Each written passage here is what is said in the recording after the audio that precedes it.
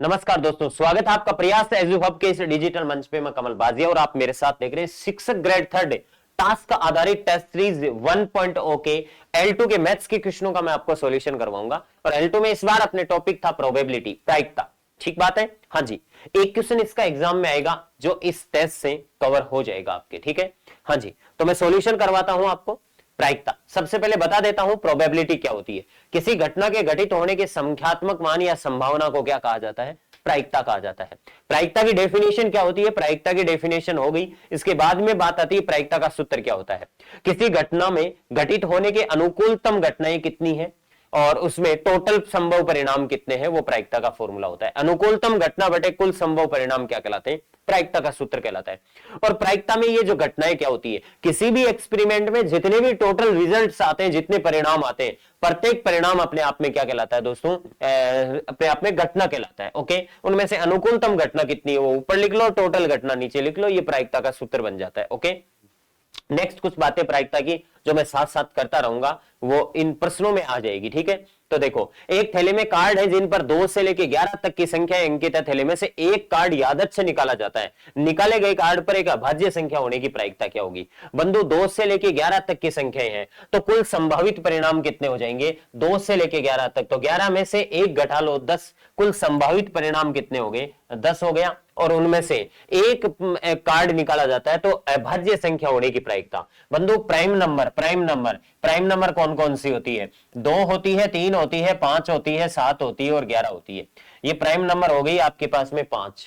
तो 5 prime number है, तो अनुकूलतम घटना 5, कुल घटना 10, 1/2 प्रोबेबिलिटी आ गई। राइट आंसर इसका कितना हो गया? ए हो गया। ठीक बात है। नेक्स्ट इसके बाद में अगले क्वेश्चन पे चलते हैं। अगला क्वेश्चन क्या है देखो, अगला क्वेश्चन है कि 52 ताश को एक गड्डी में से एक पत्ता निकाला जाता है, तो उसके लाल रंग का मुख्य कार्ड होने की प्रायिकता क्या होगी? बंधु 52 ताश के पत्तों में से एक पत्ता निकाला जाता है, तो वो पत्ता तो 52 में से कुछ भी हो सकता है। इसका मतलब कुल संभव परिणाम कितने हो गए? 52। और उनमें से लाल रंग का मुख्य कार्ड बताओ बंधु, लाल रंग का मुख्य कार्ड, फेस कार्ड। मुझे एक बात बताओ, ताश के 52 पत्तों में से लाल रंग के कितने होते हैं? लाल रंग के टोटल कितने होते हैं? लाल रंग के कुल कितने होते हैं? 26 होते हैं। ईंट के 13 और लाल पान के कितने? 13। इन 26 में से मुख्य कार्ड, फेस कार्ड कौन से होते हैं?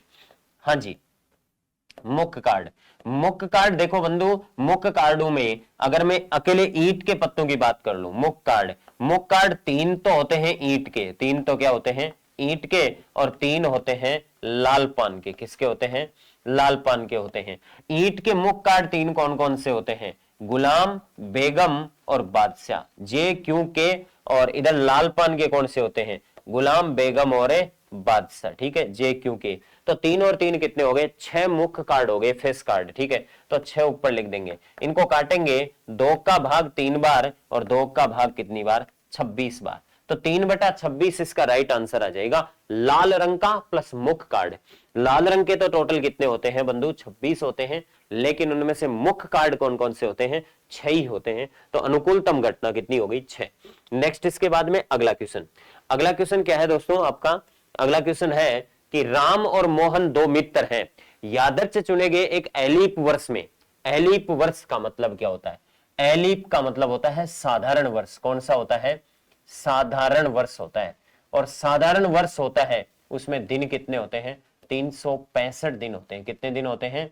365 दिन होते हैं। दोनों का जन्मदिन भिन्न भिन्न आने की प्रायिकता क्या है?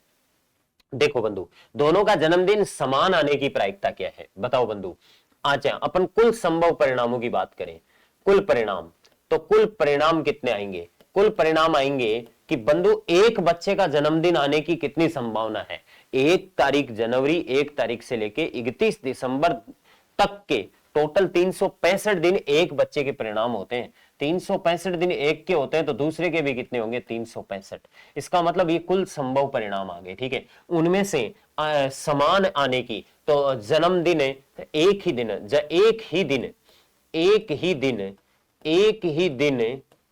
जन्मदिन हो, एक ही दिन जन्मदिन हो, जन्मदिन के परिणाम, एक ही दिन जन्मदिन के परिणाम कितने आएंगे? एक ही दिन जन्मदिन के कितने परिणाम आएंगे? 365 दिन। क्यों? क्योंकि 1-1 जनवरी को हो जाए, 2-2 जनवरी को हो जाए, 3-3 जनवरी को हो जाए, 27-27 जनवरी को दोनों का बर्थडे हो जाए, 5-5 फरवरी को दोनों का बर्थडे हो जाए, मतलब हर डेट पर दोनों का बर्थडे एक ही दिन आ जाए, इसका मतलब 365 अनुकूलतम घटना हो गई, और टोटल घटना 365 इंटू 365 हो गई।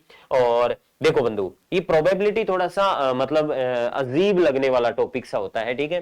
तो इसको आप मतलब एक बार नोट्स पढ़ लेंगे ढंग से, टेस्ट में क्वेश्चंस अटेम्प्ट कर लेंगे, और ये जो साथ में प्रैक्टिस आपकी बुक जो प्रयास पब्लिकेशन की चलती है वो क्वेश्चन निकाल लेंगे, तो मैं मानता हूं कि प्रीवियस ईयर्स का कोई भी क्वेश्चन आपका गलत भी नहीं हो रहा है, और ना आगे आगामी वर्ष में कोई एग्जाम होगी उसका गलत होगा 1%, ठीक है। लेकिन ईमानदारी से आपको इसमें पॉजिटिवली मेहनत करनी पड़ेगी, दूर भगने से काम नहीं चल सकता इसमें, ठीक है। हाँ जी, क्योंकि इसमें कुछ P&C के कॉन्सेप्ट भी यूज होते हैं प्रोबेबिलिटी में, तो ये थोड़ा प्रोबेबिलिटी बच्चे को थोड़ा अनकंफर्ट सा फील करवाता है, लेकिन फिक्स बातें हैं, कुछ सिक्कों से संबंधित प्रश्न, पासे से संबंधित, गेंद वाले प्रश्न, और कुछ बेसिक बातें, प्रायिकताओं के मान कहां से कहां तक होते हैं, घटना के घटित होने की प्रायिकता, न घटित होने की प्रायिकता, ये सारी चीजें, और इसके अलावा कुछ संख्याओं पर आधारित प्रश्न, ठीक है। ये कर लो, ओके हो जाएगा, ठीक है।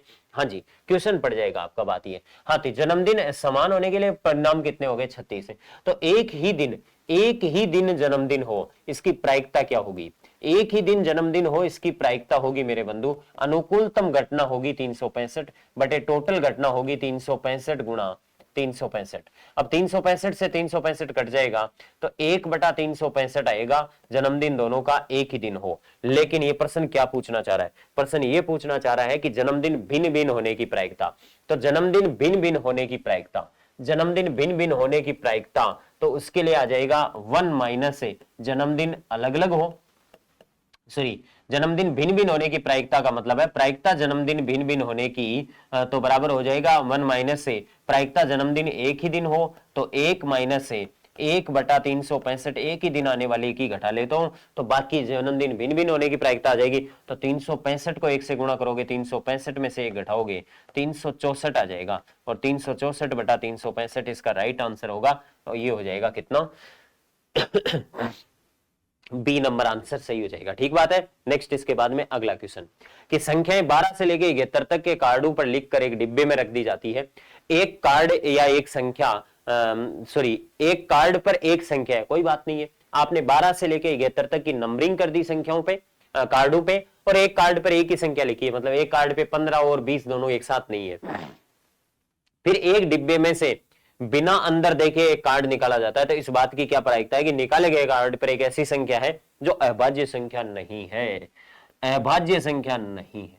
तो बंधु, अभाज्य संख्या है की प्रायिकता, अभाज्य नहीं है, अभाज्य है की प्रायिकता, अभाज्य है की प्रायिकता, अभाज्य है की प्रायिकता कितनी होगी ये निकाल लो आप तो पहले। तो बताओ टोटल संभव परिणाम कितने?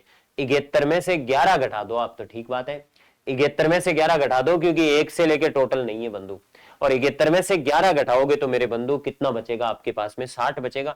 तो कुल संभव परिणाम तो कितने हो गए आपके पास में? 60 हो गए, ठीक है, ओके। तो ये दो ऑप्शन तो वैसे ही गए, 59 नीचे नहीं आएगा, ये तो मजा आ गया, ठीक है। 71 में से आपने 60 मतलब 11 घटा दी, 11, तो आपके पास में 60 संख्याएं हो गई, ठीक बात है, ओके। अब मैं कह रहा हूं कि अभाज्य संख्या हो, बंधु आपको कुछ अभाज्य संख्याएं फटाफट लिखनी आनी चाहिए। अभाज्य संख्याएं कौन कौन सी होती है? प्राइम नंबर कौन कौन सी होती है मैं बता देता हूं बंधु। 2 अभाज्य संख्या होती है, 3 अभाज्य संख्या होती है, 5 होती है, 7 होती है, 9 नहीं होती, 11 होती है, 13 होती है, 15 नहीं होती, 17 होती है, 19 होती है, 21 नहीं होती, 23 होती है, 25 नहीं होती, 27 नहीं होती, 29 होती है, 31 होती है, 33 नहीं होती, 35 नहीं होती, 33 नहीं होती, 35 नहीं होती, 37 होती है, 39 नहीं होती, 41 होती है, 43 होती है, 45 नहीं होती, 47 होती है, और 49 नहीं होती, 51 नहीं होती, 53 होती है, 55 नहीं होती, 57 भी नहीं होती, 19 दूना 38, 19 53, 59 होती है, 61 होती है, 63 नहीं होती, 65 नहीं होती, 67 होती है, 69 नहीं होती है, 71 होती है, 73 होती है, ठीक है, 75 नहीं होती, 77 नहीं होती, 79 होती है, 81 नहीं होती, 83 होती है, और 85 नहीं होती, 87 नहीं होती, 89 होती है, और 91 नहीं होती, 93 नहीं होती, 95 नहीं होती, 97 एक्सेट्रा, ये अभाज्य संख्याएं होती है। और आपको पूछ कह रहा है, आपको ये कह रहा है कि अभाज्य संख्या है, इसकी क्या प्रायिकता है? तो बंधु 12 से लेके 71 के बीच में, 12 से लेके 71 के बीच में ये वाली अभाज्य संख्याएं हैं, 12 से लेके 71 के बीच में ये वाली अभाज्य संख्याएं हैं। 71 के बीच बीच में चाहिए ना आपको, 71 तक बता देता हूं आपको, 71 तक ये भी शामिल हो जाएगी और एक ये भी शामिल होगी। तो 1 2 3 4 5 6 7 8 9 10 11 12 13 14 15 15 संख्याएं हैं जो अभाज्य संख्याएं हैं, ठीक है। तो 15/60 कितना हो गया, 1/4। मतलब अभाज्य संख्या है कि प्रायिकता 1/4 है। पूछ क्या रहा है, अभाज्य संख्या, कौन सी संख्या अभाज्य नहीं है, अभाज्य नहीं है की प्रायिकता, अभाज्य नहीं है की प्रायिकता कितनी होगी, अभाज्य नहीं है की प्रायिकता होगी 1 - 1/4। 4 को 1 से गुणा करो, 4 में से 1 घटाओ, 3 बटा कितनी हो जाएगी 4। तो अभाज्य संख्या नहीं है की प्रायिकता कितनी होगी 3/4। नेक्स्ट इसके बाद में आगे ये पॉजिटिव शब्द में एक अक्षर का यादृच्छिक चुनाव किया जाता है तो उसके एस होने की प्रायिकता, तो यहां एस होने के फेवर में घटनाएं कितनी हो सकती है, 2 3 4। तो 4 अनुकूलतम घटनाएं बट्टे कुल घटना कितनी, कुल घटना 1 2 3 4 5 6 7 8 9 10 10 हो सकती है। ओके दोस्तों, यहां से 2 बटा कितना आएगा 5। तो यहां से 2/5 इसके एस होने की क्या हो जाएगी प्रायिकता, एस नहीं होने की कितनी 3/5 हो जाएगी। ओके, किसी घटना के घटित होने की संभावना को ही प्रायिकता कहा जाता है। किसी घटना के घटित होने की संभावना को क्या कहा जाता है, संभावना को प्रायिकता कहा जाता है, या फिर किसी घटना के घटित होने के संख्यात्मक मान को भी, कौन से मान को, संख्यात्मक मान को क्या कहा जाता है, प्रायिकता कहा जाता है। दोनों वर्ड आ सकते हैं। किसी घटना के घटित होने को क्या कहते हैं, संभावना कहते हैं, और किसी घटना के घटित होने की संभावना को क्या कहा जाता है, प्रायिकता कहा जाता है। और ये प्रायिकता संख्यात्मक मान भी होता है अपने आप में, ठीक है। नेक्स्ट इसके बाद में अगला प्रश्न, एक पासा और एक सिक्का दोनों एक साथ उछाले जाते हैं तो बंधु पासे पर, सॉरी सिक्के पर चित्त, सिक्के पर मतलब चित्त आना, ओके हेड आना, और पासे पर अंक 5 आना, पासे पर अंक 5 आना। तो सिक्के पर चित्त आने की प्रायिकता कितनी होती है, 1/2 होती है। टोटल घटना 2 होती है, उनमें से एक चित्त हो सकता है। ओके, दूसरा तो पट होता है। हाँ जी, गुणा, गुणा क्यों करते हैं, और लगाया हुआ है, एंड लगाया हुआ है, एवं लगाया हुआ है हिंदी वाला, ठीक है। अंग्रेजी वाला और नहीं, अंग्रेजी वाले और में ये प्लस लगता है, ठीक है। पासे पर अंक 5 आने की, तो पासे पर 5 आने की कितनी है, 1 है संभावना, और बट्टे टोटल कितनी है 6 है, तो ये 1 बटा कितनी हो गई 12। तो सिक्के पर चित्त और पासे पर 5 आना, इसकी प्रायिकता कितनी होगी 1 बटा कितनी 2। और बंधु ये अपने आप में स्वतंत्र घटनाएं हैं या आश्रित घटनाएं, इन दोनों को कहा जाता है स्वतंत्र घटना। क्या कहा जाता है, स्वतंत्र घटना भी इनको कहा जाता है। क्या कह सकते हो, स्वतंत्र घटना कहते हैं इनको, स्वतंत्र घटना है ये अपने आप में, मतलब इंडिपेंडेंट इवेंट कहलाती है, अपने आप में स्वतंत्र घटना कहलाती है। एक के घटित होने का दूसरी पर कोई प्रभाव नहीं पड़ रहा है, यहाँ पे स्वतंत्र घटना भी है, ठीक है। नेक्स्ट इसके बाद में अगला, किसी घटना की प्रायिकता का मान क्या होता है, हमेशा ऋणात्मक कभी नहीं होता है। किसी घटना की प्रायिकता, प्रोबेबिलिटी किसी घटना के घटित होने की लेस देन इक्वल्स टू 1 और ग्रेटर देन इक्वल्स टू 0, 0 या 0 से बड़ी होती है और 1 या 1 से क्या होती है, छोटी है। 0 से अधिकतम 1 के बीच होती है, हमेशा 1 से अधिक होती है, कभी नहीं होती है, ठीक है। कोई मान नहीं 0 से अधिकतम और 1 के बीच होती है। सही बात है, यही ऑप्शन ज्यादा मोस्ट प्रीफर आंसर हो जाएगा इसका। नेक्स्ट इसके बाद में अगला, किसी घटना की प्रायिकता 2/5 है तो उस घटना के अनुकूलतम संयोगानुपात, अनुकूलतम संयोगानुपात क्या होता है बंधु, अनुकूलतम संयोगानुपात का क्या सूत्र होता है, अनुकूलतम संयोगानुपात का सूत्र होता है कि घटित होने की प्रायिकता, क्या होने की प्रायिकता, घटित होने की प्रायिकता, घटित होने की प्रायिकता, घटित होने की प्रायिकता बट्टे न घटित होने की प्रायिकता, न घटित होने की प्रायिकता, न घटित होने की प्रायिकता, घटित होने की प्रायिकता बट्टे न घटित होने की प्रायिकता, या इसको ऐसे भी कह सकते हैं अनुकूलतम घटना अपॉन प्रतिकूलतम घटना भी इसको बोलते हैं, ठीक बात है। हाँ जी, घटित होने की प्रायिकता, तो किसी घटना के घटित होने की प्रायिकता कितनी है, 2 बटा कितनी 7, और नए घटित होने की प्रायिकता कितनी है मेरे बंधु, यहाँ पे 5 बटे कितनी 7, 7 से 7 कट जाएगा, 2/5 इसका क्या है, अनुकूलतम संयोगानुपात है। 2/5 इसका क्या है, अनुकूलतम संयोगानुपात। एक होता है प्रतिकूलतम संयोगानुपात, क्या होता है, प्रतिकूलतम संयोगानुपात, प्रतिकूलतम संयोगानुपात, प्रतिकूलतम संयोगानुपात, प्रतिकूलतम संयोगानुपात सीधा ही उसका उल्टा हो जाता है। न घटित होने वाली हमेशा ऊपर होती है और होने वाली हमेशा क्या होती है, होने वाली हमेशा कहां होती है, नीचे, प्रतिकूलतम घटना में। ठीक है, इस प्रकार से उल्टा हो जाता है 5/2, यहाँ 5/2 आ जाता तो इसका प्रतिकूलतम संयोगानुपात आ जाता। ठीक बात है। नेक्स्ट इसके बाद में अगला क्वेश्चन, किसी घटना किसी निश्चित घटना की प्रायिकता कितनी होती है? निश्चित घटना की प्रायिकता हमेशा कितनी होती है? 1। निश्चित घटना की प्रायिकता हमेशा क्या होती है? 1। जैसे बात करूं मैं सिक्का उछालने पर, क्या उछालने पर? सिक्का उछालने पर, सिक्का उछालने पर, सिक्का उछालने पर चित्त या पट आना, चित्त या पट आना, पट आना। अब भाई चित्त या पट आना इसका मतलब या तो चित्त आ जाएगा या पट आ जाएगा। चित्त या पट आना इसका मतलब ये हो गया दोनों अनुकूलतम है, 2 ही टोटल होती है, तो निश्चित घटना की प्रायिकता कितनी होती है? 1 होती है। ठीक है, हाँ जी। और उदाहरण दे दूं इसका निश्चित घटना का। निश्चित घटना यह है कि पासा फेंकने पर, क्या फेंकने पर? पासा उछालने पर, पासा उछालने पर प्राप्त अंक, पासा उछालने पर प्राप्त अंक प्राकृत संख्या होने की प्रायिकता, प्राप्त अंक प्राकृत संख्या होने की प्रायिकता, प्राकृत संख्या होने की प्रायिकता। अरे भाई पासा उछालोगे तो 1 से 6 तक जो अंक आएंगे वो सभी प्राकृत संख्या है, अनुकूलतम बटे टोटल 1 ही होता है, तो इस निश्चित घटना की प्रायिकता हमेशा कितनी होती है? 1 होती है। ठीक है, हाँ जी। आपको कोई कहे कि आपने, सपोज कोई दूसरा उदाहरण आप लेना चाहते हो, एक बैग में 3 लाल गेंदे हैं और एक गेंद निकालते हो तो उसके लाल होने की क्या प्रायिकता होगी? 1, 3/3 होगी। निश्चित घटना की प्रायिकता हमेशा कितनी होती है? 1। अगला कह रहा है असंभव घटना की प्रायिकता कितनी होती है? 0। असंभव घटना कौन सी होती है? असंभव घटना ये होती है कि पासा उछालने पर, क्या उछालने पर?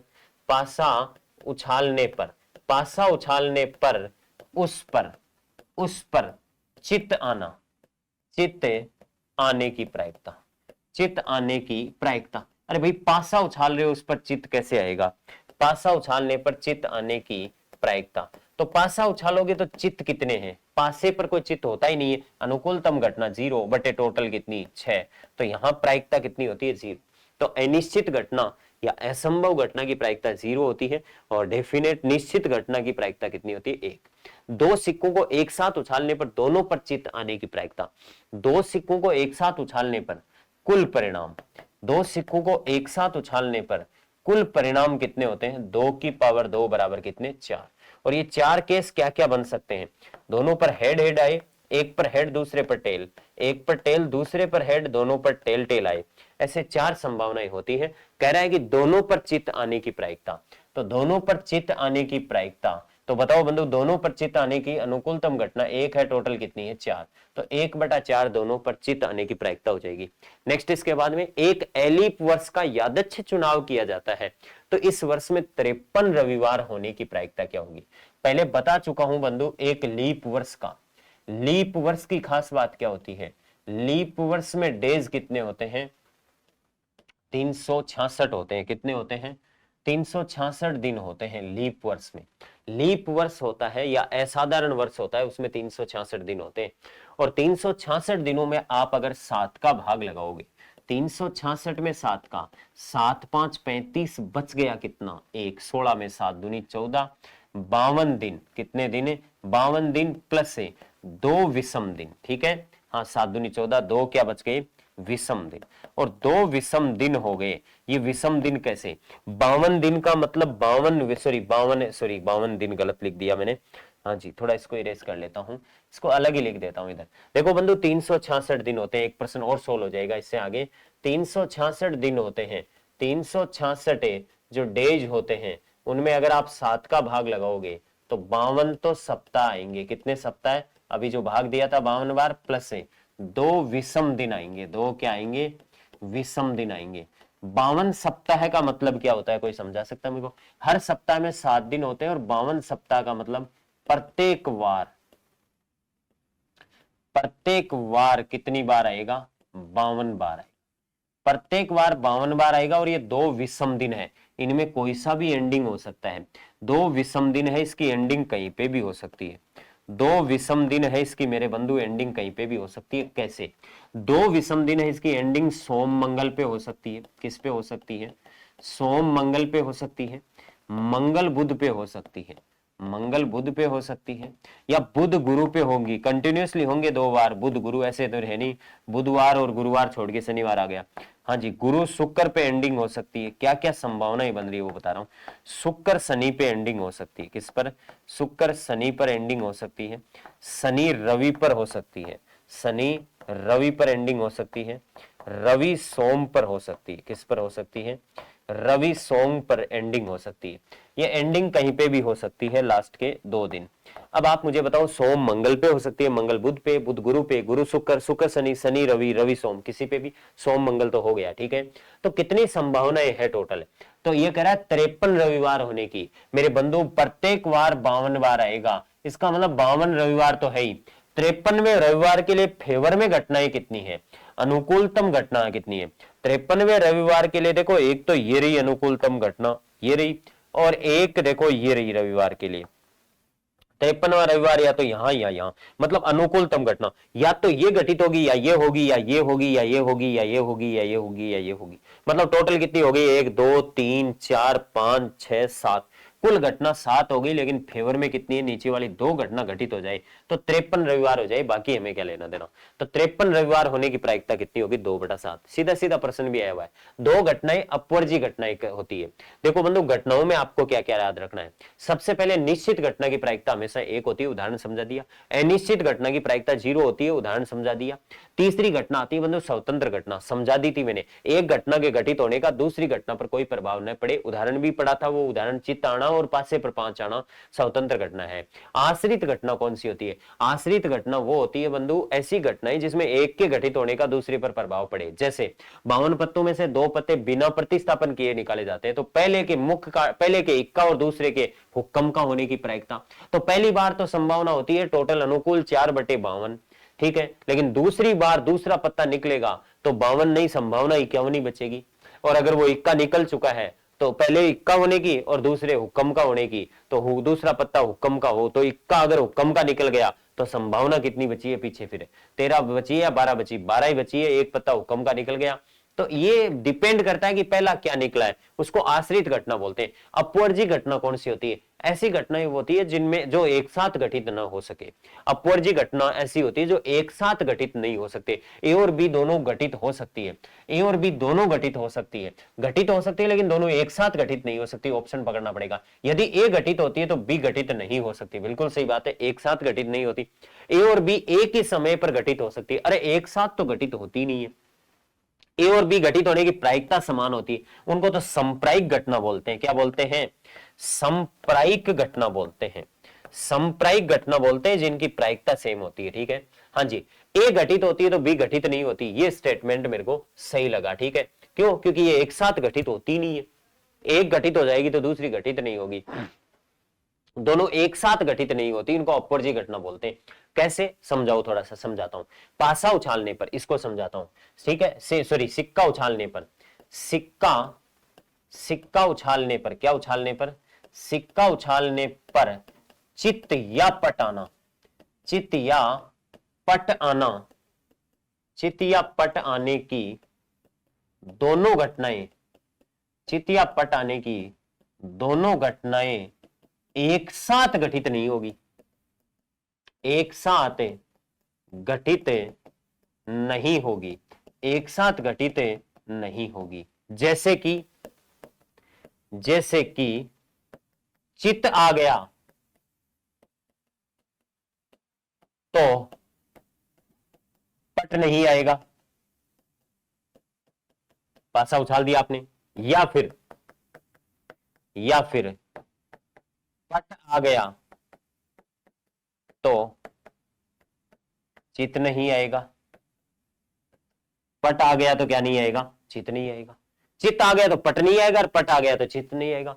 यदि ए घटित होती तो बी घटित नहीं होगी। इन्हीं को ही बोलते हैं अपवर्जी घटना। हाँ जी, ये पहला कह रहा दोनों घटित हो सकती है। अच्छा, अपवर्जी घटनाएं वो होती है जो दोनों एक साथ घटित होती नहीं है, ठीक है। हाँ जी, घटित तो हो सकती है लेकिन एक साथ घटित नहीं होती। हाँ जी, सिंपली तो राइट आंसर कौन सा हो जाएगा? 2 नंबर। हाँ जी, एक सिक्के को 3 बार उछालने पर कम से कम 2 बार चित्त आने की प्रायिकता। एक सिक्के को 3 बार उछालने पर टोटल परिणाम कितने आएंगे? टोटल परिणाम 2 की पावर 3 बराबर कितने आएंगे? 8। अब ये 8 क्या क्या आ सकते हैं? 8 ऐसे आ सकते हैं, तीनों बार हेड हेड आई, पहली बार हेड, दूसरी बार हेड, तीसरी बार टेल आई, या फिर पहली बार हेड, दूसरी बार टेल, तीसरी बार हेड आई, या पहली बार टेल, दूसरी बार हेड, तीसरी बार हेड आई, या फिर पहली बार हेड, दूसरी बार टेल, तीसरी बार टेल आई, या फिर पहली बार टेल, दूसरी बार हेड, तीसरी बार टेल आई, या फिर पहली बार टेल, दूसरी बार टेल, तीसरी बार हेड आई, या तीनों बार टेल टेल आई। 1 2 3 4 5 6 7 8 घटना घटित हो सकती है।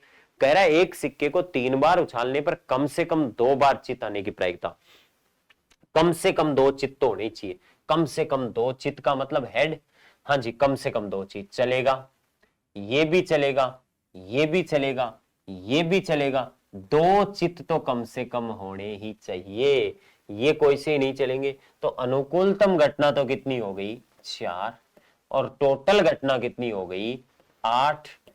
2 चित्त कम से कम होने ही होने चाहिए, ज्यादा से ज्यादा तो कितने ही चित्त हो जाए चाहिए, लेकिन 2 चित्त तो होने ही होने चाहिए। तो इसकी 4/8 बराबर 1 बटा कितनी आ गई 2 प्रायिकता आ गई। नेक्स्ट अगला क्वेश्चन, एक व्यक्ति के 20 वर्ष तक जीवित रहने की प्रायिकता 3/5 है, उसकी पत्नी के 20 वर्ष तक जीवित रहने की प्रायिकता 2/3 है।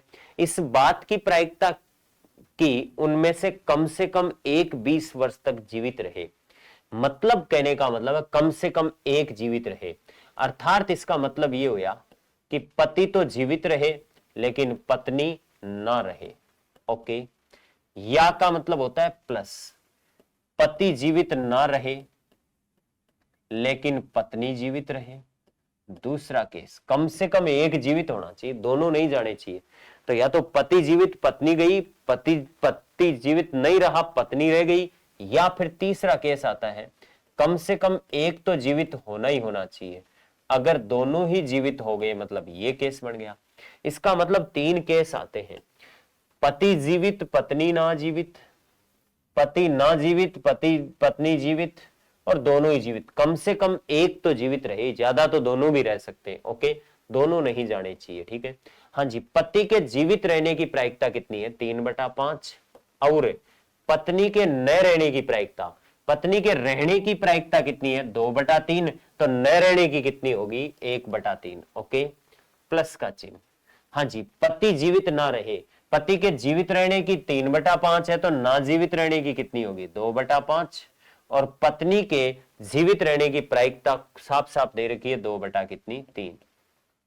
या फिर दोनों ही जीवित रह जाए, पति ही जीवित रहे 3/5 और पत्नी ही जीवित रहे 2/3। इनका सबका लघुत्तम नीचे कितना ले लूं 15, कैलकुलेशन इजी कर लूं। 15 का भाग दिया तो 3 एकम 3, 2 दूनी 4 और 3 दूनी 6, 6 4 10 और 3 15, 13, 13/15। कम से कम एक जीवित रहने की प्रायिकता कितनी होगी 13/15। कौन से ऑप्शन में, ए में। इसको दूसरे तरीके से कर सकते हो, याद मान लो दोनों ही खत्म हो जाए तो इसकी प्रायिकता कितनी होगी 2/5 और 1/3। तो ये टोटल कितना हो जाएगा 2/15। तो 2/15 में दोनों ही चले गए तो 3/15 में कम से कम एक तो रहेगा ही रहेगा। ओके, नेक्स्ट इसके बाद में अगला, एक थैले में 5 लाल गेंदे और 8 सफेद गेंद है, 4 हरी गेंद और 7 काली गेंद है, उनमें से एक गेंद आदत से निकाली जाती, तो प्रायिकता ज्ञात करो कि निकाली गई गेंद हरी नहीं है। तो एक काम करता हूं, निकाली गई गेंद हरी नहीं है, इसकी प्रायिकता पूछी है, तो मैं पूछ लूं हरी है की प्रायिकता, हरी है की प्रायिकता, हरी है की प्रायिकता निकाल लो अपने आप, नहीं है की प्रायिकता आ जाएगी। हरी है की प्रायिकता, हरी कितनी गेंदे हैं 4, अपोन में टोटल कितना है 8 और 5 13 और 4 17, 17 और 7 कितना 24। तो ये आपके पास में 24 हो गया। मतलब हरी है की प्रायिकता 1/6 है।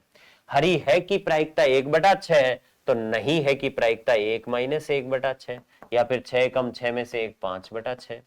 हरी नहीं है की प्रायिकता कितनी आ गई 5/6। इसका दूसरा तरीका भी बता दूं, हरी नहीं है तो भाई साहब लाल हो सकती है, सफेद हो सकती है या काली हो सकती है। तो 8 और 7 15 और 5 20, 20/24 कर लो, 5 बटा कितना आएगा 6 ही आएगा। ओके, नेक्स्ट इसके बाद में अगला क्वेश्चन, 2 खिलाड़ी संगीता और रेशमा का एक टेनिस मैच खेलती है। यह ज्ञात है कि संगीता के मैच जीतने की प्रायिकता यह है, तो रेशमा के जीतने की क्या प्रायिकता होगी। तो रेशमा के जीतने की प्रायिकता पूछिए आपका, रेशमा के जीतने की प्रायिकता पूछी है तो आप एक काम कर लो, रेशमा के जीतने का मतलब क्या होता है? रेशमा के जीतने का मतलब है कि संगीता हार गई। क्या हार गई? संगीता क्या कर गई? संगीता हार गई। तो संगीता के जीतने की प्रायिकता क्या है? संगीता के जीतने की प्रायिकता 0.62 है। तो 1 माइनस 0.62 जीतने की घटा दो, हारने की आ जाएगी संगीता के हारने की। और संगीता हारेगी तो फिर जीतेगा कौन? रेशमा, क्योंकि दो ही लोग मैच खेल रहे हैं। तो बताओ 0 पॉइंट कितना आ गया? 3.8 आ गया। ठीक बात है, 0.38 संगीता के हारने की है। और संगीता के हारने का ही मतलब है रेशमा के क्या होना? जीतना। संगीता के हारने का मतलब ही है रेशमा के जीतना। नेक्स्ट इसके बाद में प्रथम 20 प्राकृत संख्याओं में एक संख्या का चुनाव करने पर 3 या 5 से विभाजित होने का मतलब। तो बताओ 3 से विभाजित कौन कौन सी है? 3 से विभाजित है प्रथम 20 प्राकृत संख्याओं में 3, 6, 9, 12, 15, 18 और 21। 21 लेनी नहीं है, 1 से 20 तक कोई बात करी है। 20 तक की प्राकृत संख्याओं में 3 से विभाजित ले ली। अब मुझे बताओ 5 से विभाजित कौन सी है? 5, 10, 15 और 20। 5, 10, 15 और 20। तो मुझे बताओ 3 से विभाजित होने वाली टोटल कितनी हो गई? 3 से विभाजित होने वाली कुल कितनी हो गई? तो 3 से विभाजित होने वाली कुल है 3, 3, 6। ओके। और 5 से विभाजित होने वाली कुल कितनी है? 5 से विभाजित होने वाली कुल है 4। और ये 6 और 4 कितनी हो गई? 10। 3 या 5 से विभाजित का मतलब ये दो जगह है 15। 15 दो जगह है। कितनी जगह है? दो जगह है। तो इनको एक ही काउंट करना है। 5 दोनों जगह नहीं है, 10 नहीं है, 20 नहीं है, लेकिन 15 दो जगह है। तो 6 4 10 है। 6 प्लस 4 10 करो, लेकिन उसमें से इस एक को घटाओ 15 को। तो बताओ बंधु टोटल कितनी? 3 या 5 से विभाजित होने वाली कितनी होगी? 9। या तो ऐसे कर लो 3 कर लो, 5 कर लो, 6 कर लो, 9 कर लो, 10 कर लो, 12 कर लो, 15 कर लो, 20 कर लो, 18 कर लो। ऐसे एक एक काउंट कर लो। तो 9 संख्याएं हमारे अनुकूलतम घटना है बटे टोटल कितनी हो गई? 20। तो 9/20 प्रायिकता हो जाएगी 3 या 5 से विभाजित। 3 तथा 5 पूछता ना तब सिर्फ 1/20 ही आता है, क्योंकि एक ही संख्या है जो 3 तथा 5 से क्या होती है? विभाजित। दो पासों को एक साथ फेंका जाता है तो इस बात की क्या प्रायिकता है कि दोनों पासों पर आने वाली संख्याओं के अंकों का योग 7 हो। अंकों का योग 7 मतलब पहले पर 1 आ जाए और दूसरे पर कितना आ जाए? 6। या फिर पहले पर 2 आ जाए और दूसरे पर कितना आ जाए? 5। या फिर पहले पर 3 आ जाए और दूसरे पर कितना आ जाए? 4। या फिर पहले पर 4 आ जाए और दूसरे पर कितना? 3। या फिर पहले पर 5 आ जाए और दूसरे पर कितना आ जाए? 2। या फिर पहले पर 6 आ जाए और दूसरे पर कितना? 1। तो 1, 2, 3, 4, 5, 6। 6 अनुकूलतम घटना है योग 7 आने की। योग 7 आने की अनुकूलतम घटना हो गई 6 अपॉन में। कुल घटना कितनी है? दो पासों को एक साथ फेंका जाता है तो कुल घटना 6 की पावर 2 36 होती है। तो 6/36 को काटोगे, अल्टीमेटली उत्तर कितना आ गया? 1/6। राइट आंसर कौन सा है? डी। नेक्स्ट इसके बाद में अगला पासा प्रश्न, एक पासे को 3 बार फेंका जाता है तो प्रत्येक बार पूर्व प्राप्त संख्या से बड़ी संख्या आने की प्रायिकता। एक पासे को 3 बार फेंका जाता है, एक पासे को 3 बार फेंका जाता है तो कुल संभव परिणाम, कुल परिणाम कितने होंगे ये पता है क्या आपको? कुल परिणाम 6 की पावर n बताया था मैंने, 6 की पावर n। तो 6 की पावर 3 है, 216 टोटल पॉसिबल रिजल्ट्स आएंगे। 216 बनने तो है नहीं अपन को, तो क्या कहना है कि प्रत्येक बार पूर्व प्राप्त संख्या से बड़ी संख्या आने की प्रायिकता, प्रत्येक बार। तो 3 बार फेंका जाता है एक पासे को, पहली बार 1 आए, दूसरी बार 2 आए और तीसरी बार क्या आए? 3 आए। हाँ जी, मैं एक काम कर लूं, बढ़ाता चलूं। पहली बार तो 1 ही आए, दूसरी बार 2 की जगह क्या? 2, पहली बार 1 आए, दूसरी बार 2 ही आए, दूसरी बार क्या आए? 2 ही आए, लेकिन तीसरी बार 3 की जगह 4 भी तो आ सकता है। 1 आए, 2 आए, लेकिन 5 भी तो आ सकता है।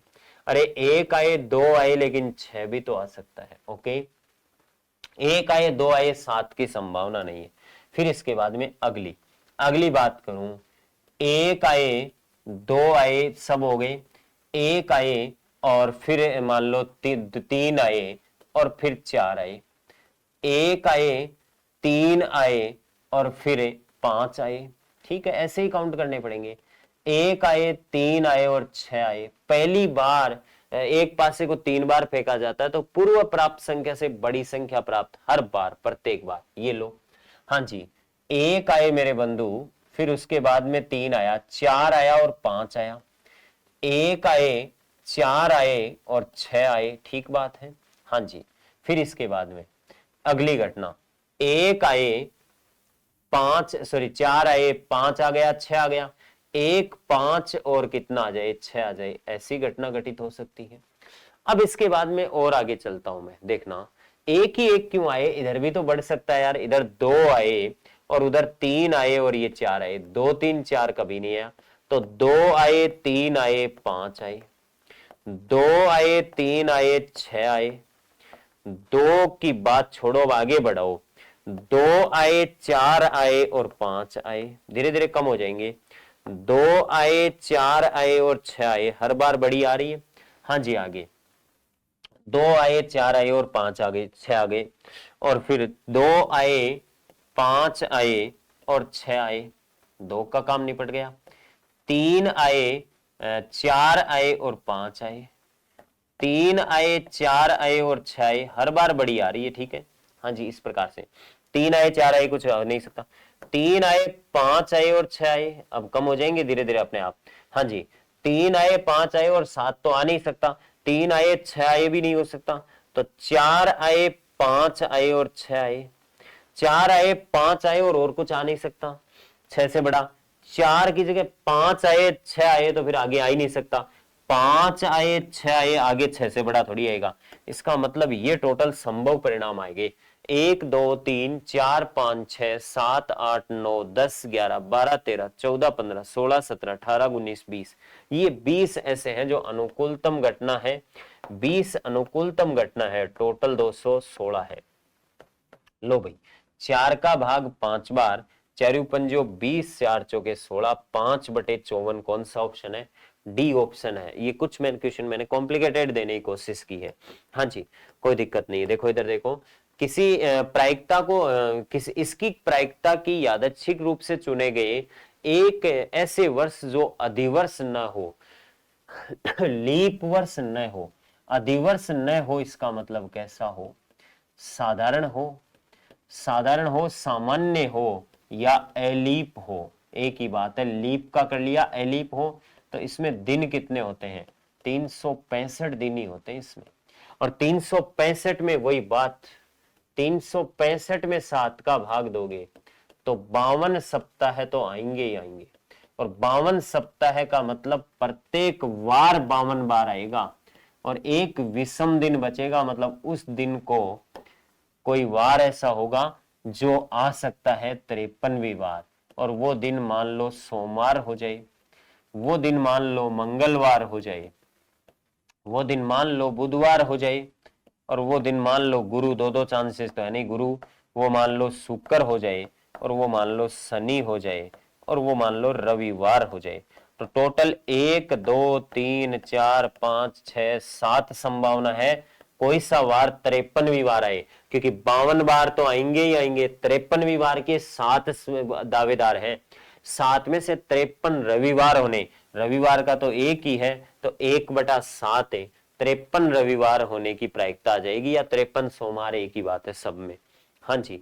नेक्स्ट अगला प्रश्न, एक थैले में 5 लाल 3 नीली और 5 लाल और 3 नीली है। 2 गेंदे कर्मिक रूप से बिना प्रतिस्थापन, बिना मतलब वापस रखे हुए निकाली जाती है। पहली गेंद के लाल और दूसरी के नीली होने की। तो पहली गेंद के तो लाल, और का मतलब गुणा होगा।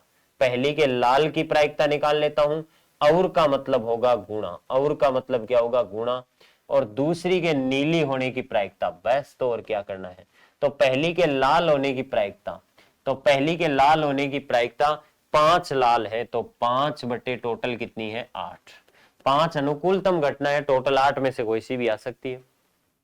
गुणा 3 नीली है, तो कह रहा है दूसरी के नीली, नीली की संभावना कितनी है? 3। लेकिन अब बिना प्रतिस्थापन किए रख रहा है तो 7 ही बचेगी। अल्टीमेटली 15 बट्टे कितना आ जाएगा? 56 आ जाएगा। कटेगा नहीं तो राइट आंसर कौन सा माना जाएगा? ए ही माना जाएगा। नेक्स्ट इसके बाद में अगला, पासे को फेंकने पर उस पर त्रिकोणीय अभाज्य संख्या आने की प्रायिकता। मेरे बंधु अभाज्य संख्याएं कौन सी होती है? अभाज्य होती है जैसे 2, 3, 5, 7, 11, 13, 17, ऐसे इनको बोलते हैं अभाज्य संख्याएं। और त्रिकोणीय संख्या किनको बोलते हैं मैं बता देता हूं। त्रिकोणीय संख्या कौन सी होती है? त्रिकोणीय संख्याएं कौन सी होती है? ट्रायंगुलर नंबर कौन सी होती है? त्रिकोणीय। वर्ग घन संख्या तो जानते हो। त्रिकोणीय संख्याओं में पहली त्रिकोणीय संख्या 1 होती है। पहली त्रिकोणीय संख्या कितनी होती है? 1। दूसरी त्रिकोणीय संख्या त्रिभुज बनाती है, ये समबाहु त्रिभुज।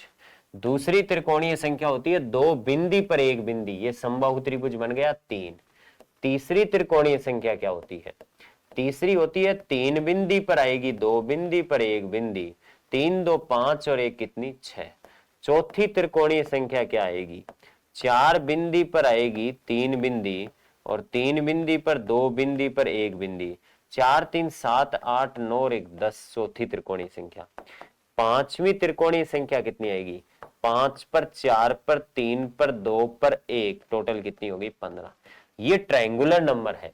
तो त्रिकोणीय संख्याओं में आ गई 1 3 6, 1 3 6 10 से 15, ऐसे त्रिकोणीय संख्या हो गई। पासे को फेंका जाता है, सिंपल पर्सन बन गया आप तो। एक पासे को फेंकने पर उस पर त्रिकोणीय अभाज्य संख्या, तो त्रिकोणीय अभाज्य संख्या कौन कौन सी है बंधु? एक तो 3 है त्रिकोणीय अभाज्य संख्या, 5 तो नहीं है, 6 भी नहीं है, 10 भी नहीं है। इसका मतलब एक ही संख्या है जो त्रिकोणीय अभाज्य संख्या है। अनुकूलतम घटना 1, टोटल कितनी? 6। तो प्रायिकता कितनी हो जाएगी? 1/6 हो जाएगी त्रिकोणीय अभाज्य संख्या। ओके। 2 बच्चों वाले एक परिवार में कम से कम एक लड़के की प्रायिकता क्या होगी? कम से कम एक लड़के की प्रायिकता। बंधु 2 बच्चों वाले एक परिवार में क्या क्या संभावना हो सकती है? बच्चा पैदा होता है तो उसके लड़का या लड़की होने की संभावना 2 ही होती है, या तो लड़का होगा या लड़की, कुल संभावना 2। लड़के की प्रायिकता 1/2 और लड़की की प्रायिकता 1/2। हाँ जी, पहला बेबी बच्चा लड़का हो, दूसरी बेबी क्या हो? लड़की हो, या फिर इसका मतलब प्लस पहला कम से कम एक लड़के की प्रायिकता। हाँ जी, पहली बेबी गर्ल हो, दूसरा बेबी क्या हो? लड़का हो, बॉय हो। हाँ जी, या फिर कम से कम एक लड़का, मतलब एक लड़का, पहला लड़का दूसरी लड़की, पहली लड़की दूसरा लड़का, या फिर दोनों ही लड़के। कम से कम एक लड़के का मतलब होता है दोनों ही लड़के भी हो सकते हैं, दोनों गर्ल्स हो, ऐसा प्रायिकता नहीं पूछी आपको। तो एक लड़का होने की 1/2 होती है और लड़की होने की भी 1/2 प्लस। हाँ जी, पहली लड़की हो उसकी भी 1/2 और दूसरा लड़का हो उसकी भी 1/2 प्लस पहला भी लड़का हो और दूसरी भी क्या हो? लड़का हो, 1/2। तो ये 1/4 प्लस से 1/4 प्लस से 1/4, टोटल नीचे 4 ऊपर कितना? 3। तो 3/4 हो गई इसकी प्रायिकता, कम से कम एक लड़के की 3/4। कम से कम एक लड़का मतलब दोनों ही लड़कियां हो जाए, उसकी प्रायिकता घटा दो एक में से, या तो 1/4 घटा दो तो 3/4। एक ताश के पत्तों की गड्डी में से एक पत्ता यादृच्छिक निकाला जाता है उसके तस्वीर का पत्ता होने की। ताश में बंधु 52 पत्ते होते हैं। कितने पत्ते होते हैं? 52 होते हैं। 26 होते हैं काले, क्या होते हैं? 26 काले होते हैं और 26 क्या होते हैं? लाल होते हैं। और 26 जो काले होते हैं उनमें 13 हुक्म के होते हैं। किसके होते हैं? हुक्म के होते हैं। और 13 किसके होते हैं? चीड़ी के होते हैं। ठीक बात है। हाँ जी, फिर उसके बाद में बात करूं, 13 लाल होते हैं उनमें, सॉरी 26 लाल होते हैं, 13 लाल पान होते हैं और 13 क्या होते हैं? ईंट के होते हैं। 13 किसके होते हैं? ईंट के।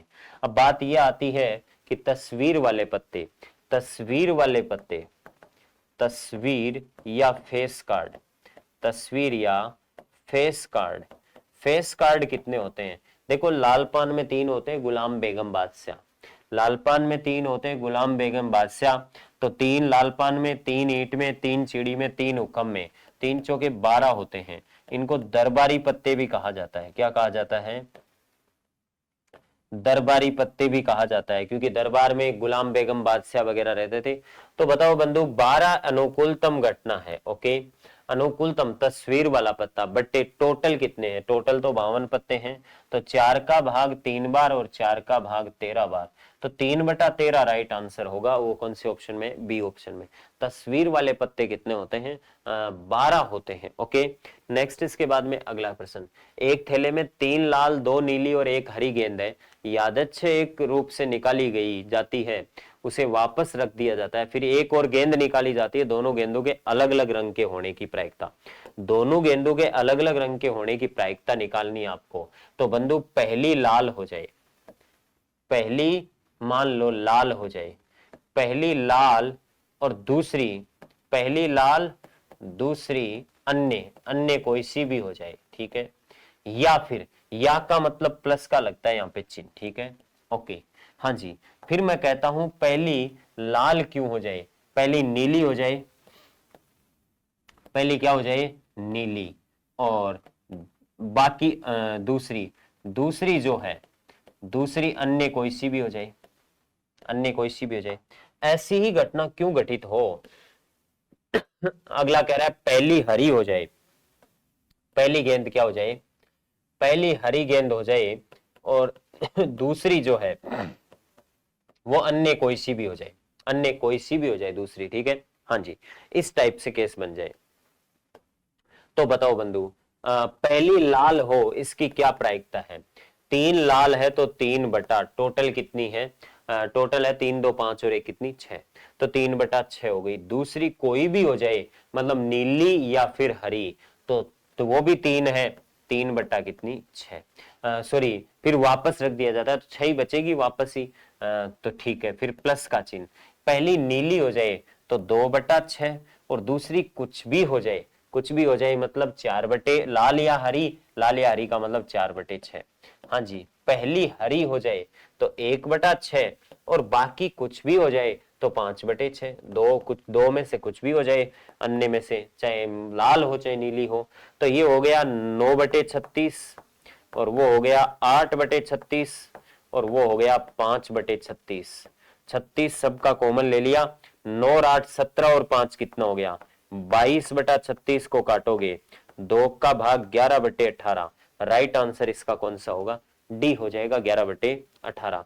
नेक्स्ट इसके बाद में अगला क्वेश्चन, एक थैले में 4 सफेद 5 काली और 6 लाल गेंदें हैं, एक गेंद निकाली जाए तो उसके सफेद या लाल होने की, सफेद होने की प्रायिकता क्या है, सफेद होने की प्रायिकता है 4 बट्टे टोटल कितनी 15। बंधु गणित में या का मतलब क्या होता है, प्लस। लाल होने की प्रायिकता, लाल होने की कितनी है 6 बट्टा कितनी टोटल 15, 15 लघुत्तम ले लूं, 6 4 कितनी हो गई 10/15, 5 का भाग 2 बार, 5 का भाग 3 बार, तो 2/3 उत्तर ऑप्शन हो गया। इसका एक ऑल्टरनेट तरीका ये भी है, या का मतलब प्लस होता है, तो सफेद या लाल, सफेद या लाल टोटल कितनी है 10, और वो टोटल बोले कितनी है आपके पास में, वही कितनी हो गई 15, तो ये भी काट पीट के कितना आएगा 2/3। मैं तो या का मतलब प्लस का चिन्ह समझा रहा हूं आपको। नेक्स्ट अगला क्वेश्चन क्या है, 52 पत्तों में से एक पत्ता निकाला जाता है, तो उस पत्ते के काला या तस्वीर वाला, दोनों बातें सही है, काला हो जाए या तस्वीर वाला। तो बंधु बताओ ब्लैक के टोटल कितने होते हैं 26, ब्लैक के टोटल कितने होते हैं 26, और तस्वीर वाले कितने बताए थे मैंने, तस्वीर वाले टोटल कितने बताए थे 12। लेकिन एक बात बता दूं, 12 में से कुछ इनमें आ गए ब्लैक वालों में से 6, तो आपको इन 12 में से आपको यहाँ पे कितने लेने हैं 6 ही लेने हैं। तो काला या तस्वीर वाले, तो 32 और 6 कितना होगा, 26 और 6 कितना हो गया 32 बट्टे कितना 52, 4 का भाग, या 4 का भाग भी जाएगा, 4 का भाग 13 बार, और 4 8 32, तो 8 बट्टे कितना आ गया 13। इसके दो तरीके हैं बंधु, काला या तस्वीर वाला, तो काले की निकाल लो, तस्वीर वाले की प्रायिकता निकाल लो, लेकिन ध्यान रखना कुछ काले भी तस्वीर वाले होते हैं ये ध्यान रखना। तो 8 बट्टे कितना आ गया 13। और देन ये बंधु आपके पास में लास्ट क्वेश्चन, एक टोकरी में 100 आम है, इन आमों में से 20 आम खराब है, एक टोकरी, इस टोकरी से एक आम निकाला जाता है, तो इस आम के सही होने की प्रायिकता। बंधु टोकरी में 100 आम है, टोटल कितने हैं 100 है, उनमें से 80 तो क्या है सही है, और 20 क्या है खराब है। तो अगला कह रहा है अच्छा होने की प्रायिकता क्या होगी, तो अच्छे तो कितने हैं 80 एक आम के, निकाला जाता है। और टोटल कितने हैं, 100 में से कोई सा भी आ सकता है। 20 का भाग 4 बार और 20 का भाग 5 बार, तो राइट आंसर कौन सा हो जाएगा, डी हो जाएगा। ओके दोस्तों, इस प्रकार से ये मैंने प्रोबेबिलिटी के क्वेश्चनों का सॉल्यूशन आपको करवाया। प्रोबेबिलिटी से जिन बच्चों को भय लगता है उनको मैं एक बात बता दूं कि इसको थोड़ा बहुत आपको तैयार करने के लिए इसके पीएनसी के रूल वगैरह आपको नहीं तैयार करने, तो आप सीधा फिक्स याद रख लो। याद है आपको जब से ये प्रायिकता स्टार्ट हुई है ग्रेड 3 में या रीट में, पहली बार इसमें क्या प्रश्न आया था, वो गेंद वाला प्रश्न आया था, सिंपल सा कि एक गेंद निकाली जाती तो उसके हरी होने की प्रायिकता से रिलेटेड प्रश्न था। दूसरी बार एक लीप वर्ष में 53 मंगलवार होने की प्रायिकता। तीसरी बार इसमें 3 ही बार प्रश्न आए, एक प्रश्न आए। तीसरी बार इसमें आया था किसी घटना के घटित होने की प्रायिकता ये है तो न घटित होने की प्रायिकता कितनी होगी। इसका मतलब बहुत ही लॉजिकल प्रश्न, सिंपल, कोई लेवल का नहीं, एक ही लाइन का प्रश्न आया आज तक। तो आपको ये मैंने थोड़ा डीपली भी इसका अभ्यास करवा दिया है, लेकिन इससे बाहर कुछ आएगा नहीं। प्रयास के नोट्स और प्रयास की जो पब्लिकेशन की बुक के क्वेश्चन और ये टेस्ट वाले प्रश्न, यूं कहो कि आप प्रश्नों के तरीके याद रख लो कि इनको ऐसे करते हैं, इनको ऐसे करते हैं, इनको ऐसे करते हैं, बस इससे बाहर कुछ जाएगा नहीं। ओके, थैंक डियर स्टूडेंट, सभी को नमस्कार। प्रयास के ऑनलाइन एजुकेशन हब पर आप सभी का हार्दिक स्वागत है। जो हमारी टास्क आधारित टेस्ट सीरीज चल रही थी L2 के लिए, उसमें आज जो पेपर हुआ उसमें हम फिजिक्स के क्वेश्चन के सॉल्यूशन करने जा रहे हैं। देखो 126 से है, हमारा टॉपिक था ताप और उष्मा का संचरण। निम्न में से कौन सी, देखो उष्मा संचरण की विधियों में से आवश्यक रूप से माध्यम की आवश्यकता नहीं होती है। देखो माध्यम की आवश्यकता तो पता है, चालन, चालन किस में होता है, ठोसों में होता है।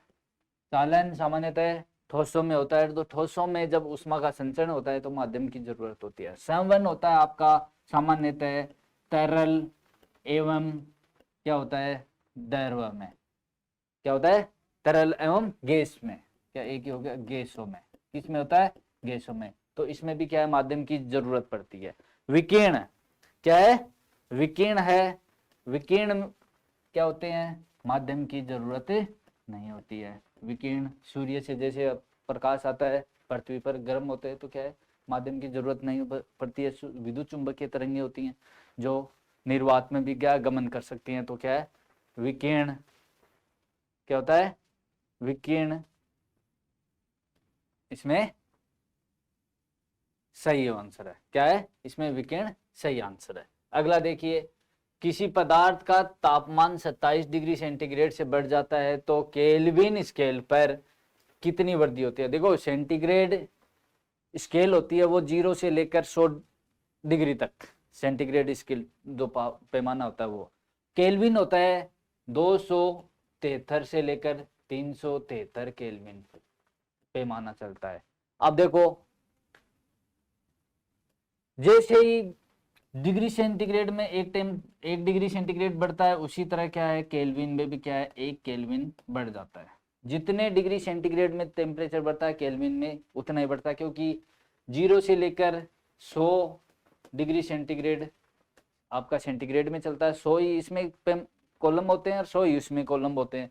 तो जितना सेंटीग्रेड में बढ़ता है उतना ही क्या है, केल्विन में बढ़ जाता है। बस केल्विन में ये है कि 273 में वो जोड़कर हम उसको प्रदर्शित करते हैं। तो क्या होता है, कितने डिग्री बढ़ागा, 27 केल्विन इसमें बढ़ जाता है। अगला देखिए, जल में उष्मा का स्थानांतरण किस प्रकार होता है। देखिए हमने भी उस क्वेश्चन में बात की थी कि सामान्यतः क्या होते हैं, चालन होता है ठोसों में, विकिरण अलग होता है, संवहन होता है आपका द्रवों में होता है, द्रव या गैसों में होता है। तो संवहन जल में स्थानांतरण इसके द्वारा होता है। कैसे होता है, जैसे जल को गर्म करेंगे, जो आपके द्रव के कण जो गर्म होते हैं वो क्या ऊपर उठते हैं और ठंडे कण नीचे की तरफ आते हैं, तो वो गर्म होकर वापस पुनः उड़ जाते हैं। इस प्रकार से क्या जल गर्म होता है, तो संवहन विधि है ये।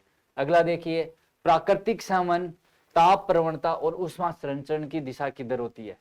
देखो प्राकृतिक संवहन, संवहन वही बात है, गर्म होता है, गर्म होता है तो क्या होगा, उसके कण, उनका कणों का क्या है, हल्के हो जाते हैं, उनका घनत्व कम हो जाता है गर्म कणों का, तो वो क्या है, ऊपर उठने लगते हैं गुरुत्वाकर्षण बल के कारण। और जो ठंडे कण होते हैं वो नीचे की तरफ आते हैं। तो क्या होता है, दिशा किधर हो गई, ऊपर से ऊर्ध्वाधर नीचे से ऊपर की ओर, जैसे नीचे से गर्म हुआ ऊपर की तरफ चले जाएंगे वो, तो आपकी डायरेक्शन क्या हो जाएगी, नीचे से ऊपर की ओर। प्राकृतिक संवहन बोलते हैं हमें, ताप प्रवणता या ऊष्मा संचरण किस प्रकार से होता है, तो ये ऊर्ध्वाधर नीचे से ऊपर की ओर होता है। अगला देखिए, निम्न में से कौन सा सही है। भाई जो आपके ताप पैमाने हैं, डिग्री सेंटीग्रेड, सेंटीग्रेड वाला, फ़ारेनहाइट और केल्विन, इनमें आपको संबंध का पता होना चाहिए। क्या होता है, C/5 F-32/9, ये होता है। इनको हम क्या है, इस प्रकार से इनमें परिवर्तित कर सकते हैं। जैसे सेंटीग्रेड में दे दिया, फ़ारेनहाइट में निकाल सकते हैं। फ़ारेनहाइट में कोई टेम्परेचर दे रखा है, उसको सेंटीग्रेड में निकाल सकते हैं। देखो ऐसा ऑप्शन आपका कौन सा है, F-32/9 बराबर C/5, ऑप्शन बी है। बहुत ही सिंपल है, याद रखने हैं, इस पर आधारित क्वेश्चन आता है, इस पर आधारित क्वेश्चन रहता है। जैसे ये भी पूछा जा सकता है, या आपको तापमान का परिवर्तन भी परिवर्तित करवाया जा सकता है उसमें। अगला देखिए, सेल्सियस स्केल पर ताप का परम शून्य मान। देखो किस पर, सेल्सियस स्केल पर, सेंटीग्रेड स्केल पर पूछा गया है।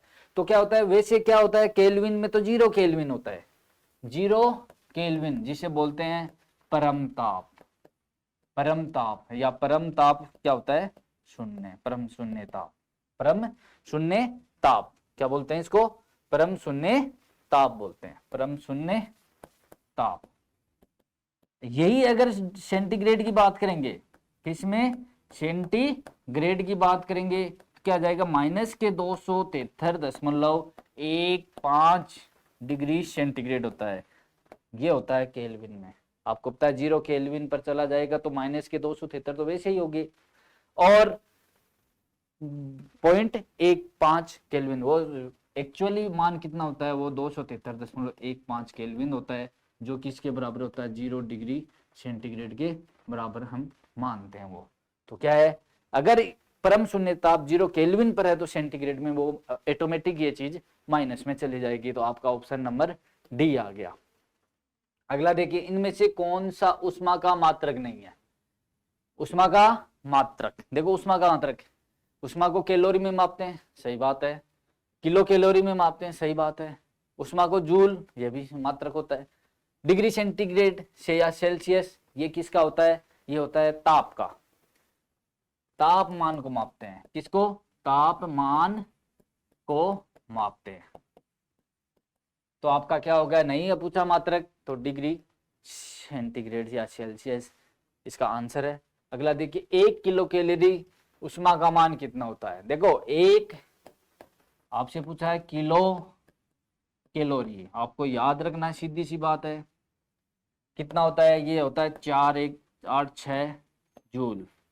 कितना होता है, 4186 जूल। लगभग इसको कैसे करते हैं, 4200 जूल। कितना, 4200 जूल, और उसमें करेंगे 4.2 गुणा 10⁻³ जूल। आपका आंसर इस रूप में दे रखा है। तो क्या है, ये होता है। कई बार पूछा जाता है 1 कैलोरी का, क्या पूछा जाता है, 1 कैलोरी कितना होता है, 4.2 जूल होता है। 1 कैलोरी बराबर 4.2 जूल। देखो आपका ऑप्शन क्या है, आपका ऑप्शन सी है, 4.2 गुणा 10⁻³ जूल है। अगला देखिए, अगला है परम शून्य ताप वह है जिस पर, देखो परम शून्य ताप वह है जिस पर गैस और गैसेज हैं, गैसों का क्या दाब और आयतन क्या हो जाएगा, शून्य हो जाता है। परम शून्य ताप पर उनका आयतन और उसका दाब, प्रेशर क्या हो जाता है, शून्य हो जाता है। बहुत ही अच्छा क्वेश्चन है, ऑप्शन नंबर सी इसका राइट आंसर है। अगला देखिए, अगला ऊष्मा संचरण की किस विधि में पदार्थ के अणु एक स्थान से दूसरे स्थान तक स्वयं नहीं जाते हैं। भाई कौन सी विधि है, इसमें पदार्थ के कण एक स्थान से दूसरे स्थान पर नहीं जाते हैं। देखो संवहन में जाते हैं। संवहन में क्या होता है, पानी को गर्म करते हैं हम, पानी को गर्म करेंगे, नीचे वाले कण, जैसे पानी को क्या कर रहे हैं, गर्म कर रहे हैं, नीचे वाले कण हल्के होंगे, गर्म होकर ऊपर उठ जाते हैं, और ऊपर वाले जो ठंडे होते हैं वो नीचे आ जाते हैं। तो क्या है भाई, हो जाता है किसका, एक स्थान से दूसरे स्थान पर। वीकेंड में भी क्या है, वीकेंड में भी एक स्थान से दूसरे स्थान पर जाते हैं, लेकिन चालन में एक स्थान से दूसरे स्थान पर नहीं जाते हैं। चालन होता है ठोसों में। ठोसों में जो कण होते हैं उनका वाइब्रेशन होता है। वाइब्रेशन होने से क्या वो इस प्रकार से गति करेंगे और वो उसको ऊष्मा का क्या करेंगे, स्थानांतरण करेंगे। कण अपने एक स्थान पर रहेंगे, फिक्स रहेंगे, वो कण आगे नहीं जाएंगे। तो चालन ऐसी विधि है जिसमें क्या है, ऊष्मा के कण होते हैं, जो पदार्थ के कण होते हैं वो एक स्थान पर ही रहते हैं, ऊष्मा का स्थानांतरण जरूर करते हैं वो। अगला देखिए, यदि तापमान कितना है 40 डिग्री सेंटीग्रेड, तो फ़ारेनहाइट में आपको कितना है। देखो अपन ने वो सूत्र लिखा था C/5 बराबर F-32/9। हमें F का मान पूछा है, C का मान दे रखा है कितना 40। लिख दो 40/5 बराबर F-32/9। भाग लगाएंगे 8 पंजे 40, क्या होगा 8 बराबर F-32/9। क्रॉस मल्टीप्लाई करोगे F-32/9 गुणा 8 कितना हो जाएगा 72। F कितना आ जाएगा, F-32 बराबर कितना है 72 है। F बराबर कितना हो जाएगा 32, जुड़ जाएगा इधर आके 72 में, तो 104 डिग्री फ़ारेनहाइट। कितना आ जाएगा 104 डिग्री फ़ारेनहाइट। ऑप्शन देखो कौन सा है, ऑप्शन नंबर डी है। बहुत ही अच्छा क्वेश्चन है। इस प्रकार के क्वेश्चन जो क्या है, तापमान का क्या करते हैं, रूपांतरण करवाते हैं हमें, इस फॉर्मूले पर आधारित है। केल्विन में आप सीधा कर दोगे। केल्विन में अगर इसको पूछा जाता है, किसमें, अगर केल्विन में पूछा जाएगा, के में, किसमें, केल्विन में, क्या करोगे 273 में 40 जोड़ दोगे। 273 में 40 जोड़ोगे तो कितना आ जाएगा 3 4 0 1 और 310 केल्विन, 313 केल्विन, 313 केल्विन आ जाएगा। तो क्या है, केल्विन में क्या है 273 में सेंटीग्रेड जोड़ दोगे कितने, और अगर फ़ारेनहाइट में करना है तो आपको इस प्रकार से करना पड़ेगा। अगला देखिए, अगला प्रश्न आपका है किसे, जीव विज्ञान बायोलॉजी से संबंधित है, जो बायोलॉजी वाले सर आपको इसका सॉल्यूशन करवाएंगे। ओके, धन्यवाद। अपनी जो ग्रेड 3 की टेस्ट सीरीज थी उसका जो बायोलॉजी और केमिस्ट्री के जो क्वेश्चंस हैं उनका मैं आपको समाधान प्रोवाइड करता हूं। तो देखिए, अपना क्वेश्चन कह रहा है कि मूल्यांकन से क्या तात्पर्य है, मूल्यांकन से तात्पर्य है निर्णय लेना, यानी डिसीजन लेना। शिक्षण अधिगम प्रक्रिया में अधिगम अनुभव कितना सार्थक रहा, या ये जो कथन है वो किसका कथन है, ठीक है। तो ये कथन आपको पता ही है, एडमसन यानी जो टोरेगेसन है उनका ये कथन है। अगला जो क्वेश्चन है वो क्या कह रहा है, तो वो कह रहा है कि वस्तुनिष्ठ प्रश्नों का प्रकार नहीं है। तो वस्तुनिष्ठ प्रश्नों का प्रकार नहीं है, ये आपको बताना है।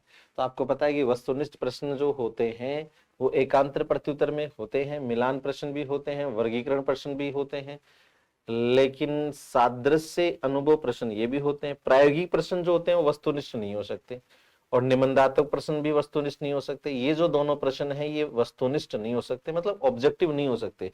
निबंधात्मक प्रश्नों को अपन ऑब्जेक्टिव नहीं कह सकते, और जो प्रायोगिक प्रश्न है उनको भी ऑब्जेक्टिव नहीं कह सकते।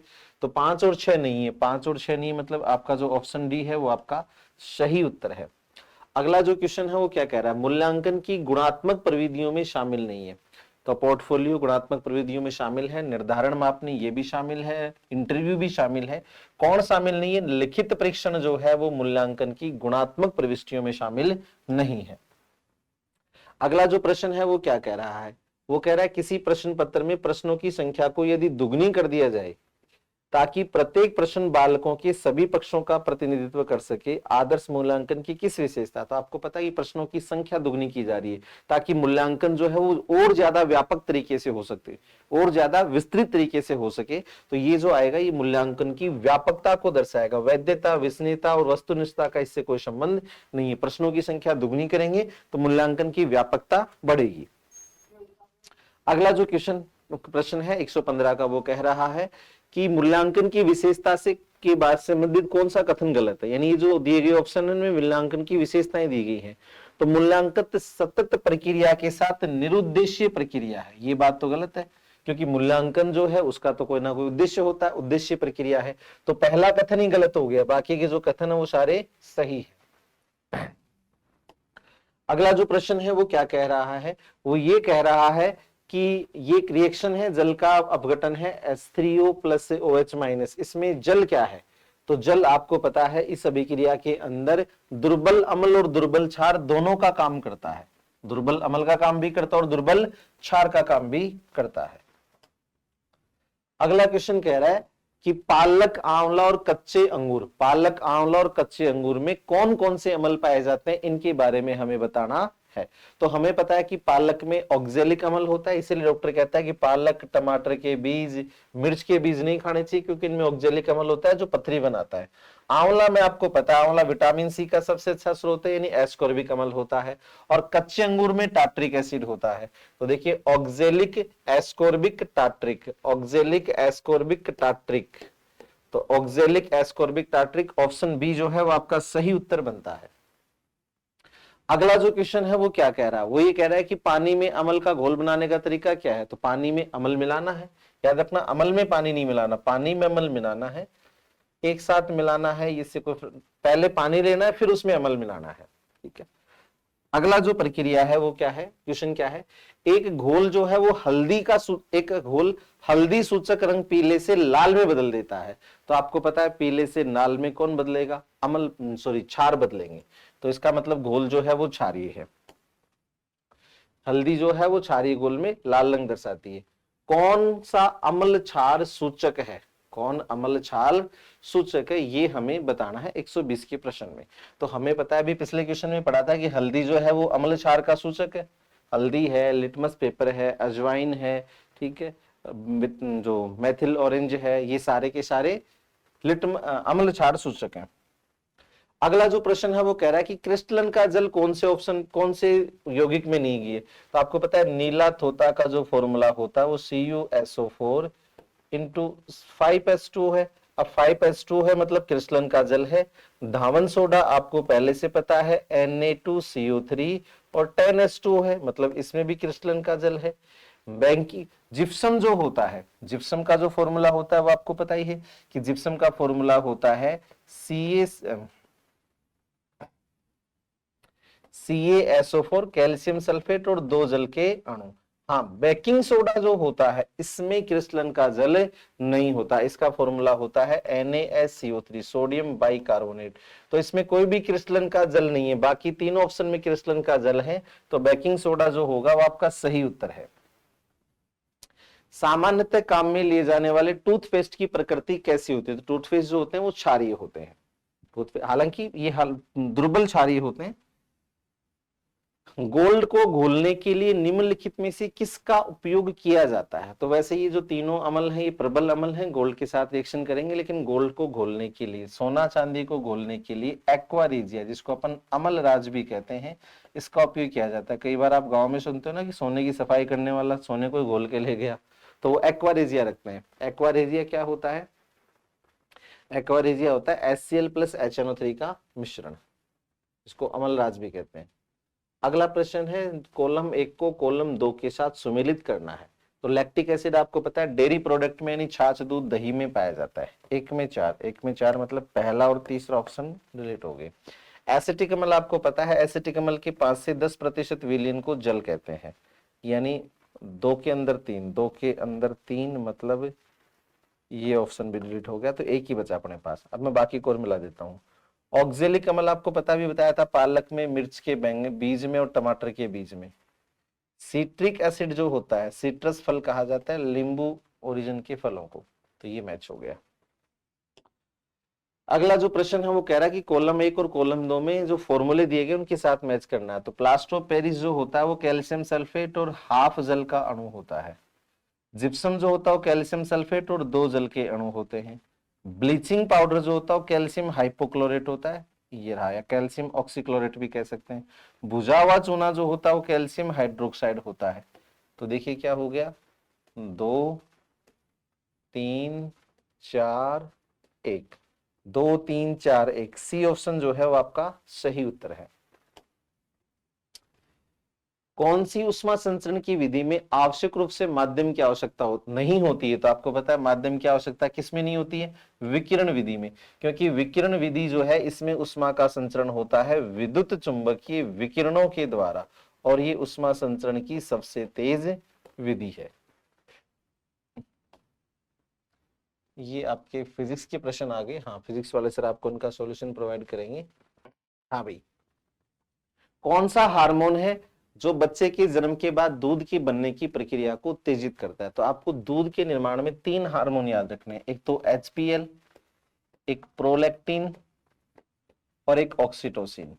हालांकि तीनों के अलग अलग काम है, वो मैं आपको बताता हूं तीनों के क्या क्या काम है। प्रोलैक्टिन हार्मोन प्रेगनेंसी के दौरान प्लेसेंटा से स्रावित होता है। Sorry, HPL human placental lactogenic hormone जो है वो प्रेगनेंसी के दौरान प्लेसेंटा से स्रावित होता है और इसका काम होता है प्रेगनेंसी के दौरान स्तन ग्रंथियों को दूध के लिए तैयार करना। ये प्रेगनेंसी के दौरान काम करता है, स्तन ग्रंथियों को प्रिपेयर करता है कि वो स्तन ग्रंथियां जो है वो दूध का निर्माण कर सके। उसके बाद में प्रोलैक्टिन हार्मोन जो होता है ये प्रसव के बाद में स्रावित होता है और इसका काम होता है प्रसव के बाद में स्तन ग्रंथियों को दूध के निर्माण के लिए प्रेरित करना, उत्तेजित करना। ऑक्सीटोसिन का काम होता है दूध को बाहर आने के लिए प्रेरित करना, दुग्ध निष्कासन के लिए प्रेरित करना। मतलब ये स्तन ग्रंथियों की कोशिकाओं में, पेशियों में खिंचाव उत्पन्न करता है जिससे दूध बाहर आता है।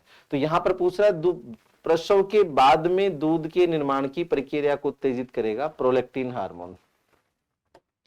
अगला जो प्रश्न है, महिलाओं में मादा हार्मोन एस्ट्रोजन कहां से स्रावित होता है? तो एस्ट्रोजन स्रावित होता है अंडाशय से और मुख्य रूप से अंडाशय की पुट्टिकाओं से। और कौन सी पुट्टिका से सबसे ज्यादा? ग्राफिन पुट्टिका से स्रावित होता है। तो गर्भाशय, अंडाशय, ये रहा डी ऑप्शन। शुक्राणुओं का निर्माण किस में होता है? तो शुक्राणुओं का निर्माण वृषण ग्रंथि में होता है, इसीलिए इसे नर में, पुरुषों में प्राथमिक या मुख्य जनन अंग कहा जाता है। निम्नलिखित में से किस हार्मोन को, सुंदरता का हार्मोन एस्ट्रोजन हार्मोन को कहा जाता है? क्योंकि ये महिलाओं में गौण लैंगिक लक्षणों के लिए उत्तरदायी है और महिलाओं के शारीरिक सौंदर्य को उनके गौण लैंगिक लक्षणों के विकास से जोड़ा जाता है। तो इसलिए इसे सुंदरता का हार्मोन कहते हैं, जिसको आप नूर कहते हो ना, चेहरे की चमक कहते हैं, वो उसमें एस्ट्रोजन हार्मोन का काफी योगदान होता है। कौन सी ग्रंथि केवल यौवन तक सक्रिय रहती? तो आपको पता है थाइमस ग्रंथि युवावस्था में आने के बाद निष्क्रिय हो जाती है। शुक्र जनन की जो प्रक्रिया होती है वो कहां हो? शुक्र जनन मतलब शुक्राणुओं का निर्माण, और शुक्राणुओं का निर्माण होगा कहां? तो शुक्राणुओं का निर्माण, शुक्र जनन ये रही शुक्राणु जनन वाहिकाएं, इन्हीं को कहा जाता है क्या? इन्हीं को कहा जाता है सेमिनिफेरस नलिकाएं। और ये जो सेमिनिफेरस नलिकाएं होती हैं, इन सेमिनिफेरस नलिकाओं में जर्म सेल्स होती हैं, उन जर्म सेल्स में ही शुक्राणुओं का निर्माण होता है। अंडवाहिनी को शल्य चिकित्सा द्वारा हटाना कहलाता है, अंडवाहिनी यानी फैलोपियन ट्यूब को हटाना कहलाएगा ओविडक्टोमी। ठीक है, वेसेक्टोमी का मतलब होता है पुरुषों में नसबंदी, ट्यूबेक्टोमी का मतलब होता है महिलाओं में नसबंदी। याद रखना, इसमें एक चीज और कर सकते हैं अपन, अंडवाहिनी को शल्य चिकित्सा द्वारा हटाना नहीं होता, ये हटाना तो हो जाएगा ओविडक्टोमी, काटना होता है, जनरली काट देते हैं या बांधना, तो ये कहते हैं महिलाओं में नसबंदी। इसका सही उत्तर ट्यूबेक्टोमी आएगा भाई, ओविडक्टोमी नहीं, ये गलत हो जाएगा। ट्यूबेक्टोमी, पुरुषों में नसबंदी को कहते हैं वेसेक्टोमी, शुक्रवाही नलिका को काट दिया जाता है। शुक्राणु में एक्रोसोम का काम क्या होता है? तो आपको पता है कि ये शुक्राणु की अगर अपन संरचना बनाए तो उस संरचना में ये गर्दन होगी और ये मध्य भाग हो गया और उसके बाद में ये पूंछ होगी। ये जो नुकीला भाग होता है इसको एक्रोसोम कहते हैं। इसमें कुछ ऐसे एंजाइम पाए जाते हैं जो अंडाणु की दीवार को तोड़ने का काम करते हैं निषेचन के समय। तो अंडाणु में शुक्राणु के प्रवेश में सहायक होना, ए ऑप्शन जो है वो आपका सही उत्तर है। अलैंगिक जनन से संबंधित नहीं है, तो अलैंगिक जनन में युग्मक यानी अंडाणु शुक्राणु नहीं बनते, और बनते ही नहीं तो उनका संलयन भी नहीं होगा। कौन सा कथन असत्य है? शुक्राशय और प्रोस्टेट ग्रंथि द्वारा बनाया गया द्रव्य वीर्य के निर्माण में सहायक है, बिल्कुल सही कथन है। शुक्राशय द्वारा बनाया गया विशेष द्रव्य शुक्र द्रव्य कहलाता है, ये भी सही है। शुक्र द्रव्य में लैक्टोस पाया जाता है, ये गलत बात है। शुक्र द्रव्य में कौन सी शर्करा पाई जाती है? तो शुक्र द्रव्य में फ्रक्टोस शर्करा पाई जाती है, और ये हमारे शरीर में केवल शुक्र द्रव्य में होती है, इसके अलावा शरीर में कहीं भी नहीं पाई जाती है। शुक्राशय थैलीनुमा संरचना होती है जहां शुक्राणुओं का संचयन होता है, सही है। मूल्यांकन एक सतत प्रक्रिया है जो शिक्षा प्रणाली का अभिन्न है, जिसका शिक्षण उद्देश्यों के साथ घनिष्ठ संबंध है। ये कथन किसका है? तो ये कथन है कोठारी आयोग का। इसके बाद में आमने सामने बैठकर किया जाने वाला मौखिक वार्तालाप, जिसको अपन बोलते हैं ना वर्बल टेस्ट, मौखिक टेस्ट, जो निश्चित उद्देश्य की प्राप्ति करवा सके, जिसको अपन सरल भाषा में वाइवा भी कह सकते हैं। तो इसका उद्देश्य होता है साक्षात्कार परीक्षण। मतलब ये क्या कहलाता है? साक्षात्कार इंटरव्यू कहलाता है। असम्मिलित कथन है निरीक्षण विधि वॉटसन, जीवन इतिहास विधि टाइडमैन, अभिवृत्ति मापनी वुडवर्थ, समाज नीति विधि JL मोरेनो। इनमें से हमें वो ऑप्शन चूज करना है जो असम्मिलित है। तो आपको पता है कि अभिवृत्ति मापनी जो है वो वुडवर्थ ने नहीं दी है। निदानात्मक परीक्षण के संबंध में कौन सा कथन गलत है? तो कारण समस्या कठिनाइयों को जानना ही निदान है, बिल्कुल सही है। अधिगम अवरोधता का पता करना निदानात्मक परीक्षण है, बिल्कुल सही है। ये एक संख्यात्मक परीक्षण है, गलत बात है, ये गुणात्मक परीक्षण है। निदानात्मक परीक्षण का उपचार की आधार भूमि निर्मित करना है, ये भी सही बात है। तो ये आज के आपके प्रश्न थे। मुझे उम्मीद है कि आपके लिए काफी उपयोगी साबित होंगे। धन्यवाद।